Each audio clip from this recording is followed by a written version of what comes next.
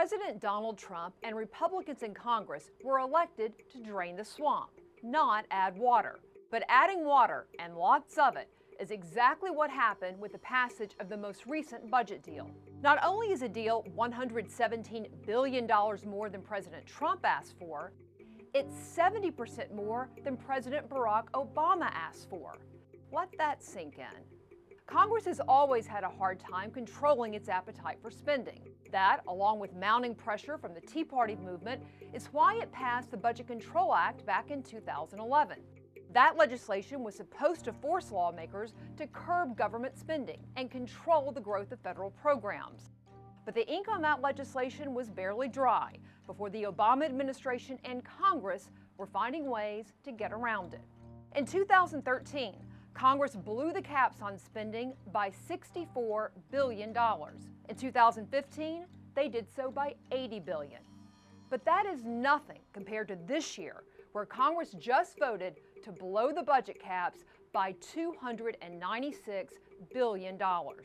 And that, ladies and gentlemen, means the swamp, also known as the government, just grew by 14%. That's because most of that new spending is not being offset or paid for via reductions or cuts in other areas.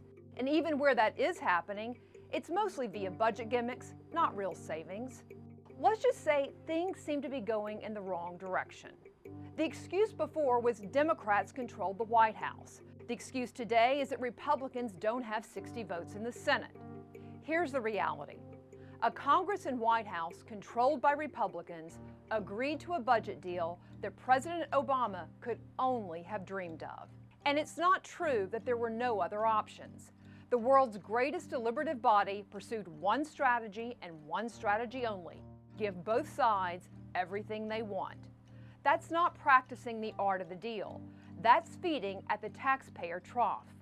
There were other legislative vehicles, from continuing resolutions to overseas contingency funds, that could have been used to get our military the funding it needed without trading away so much and more spending on big government domestic programs, emergency slush funds, and crony tax subsidies. Yes, there were some of those in there too.